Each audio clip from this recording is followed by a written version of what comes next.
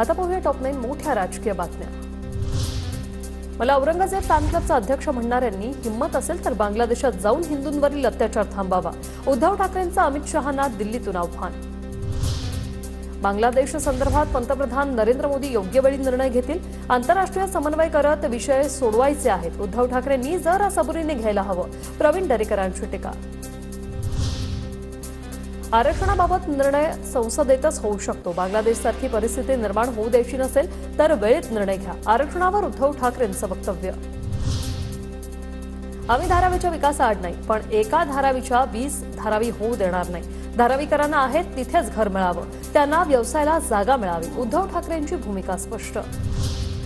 अदानी माझे शत्रू नाहीत, पण मुंबईचा शत्रू तो माझा शत्रू आणि अदानी कुणाचे मित्र असतील तर तो माझा विषय नाही। पवार आणि अदानींच्या संबंधांवरील प्रश्नाला उद्धव ठाकरेंचं उत्तर।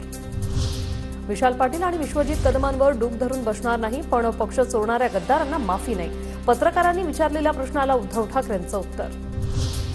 उद्धव ठाकरे दिल्लीत काँग्रेसवाल्यांची भांडी घासायला गेलेत का? महाराष्ट्रातील प्रश्नावर चर्चेसाठी नाही तर राजकारणासाठी दिल्लीला गेले।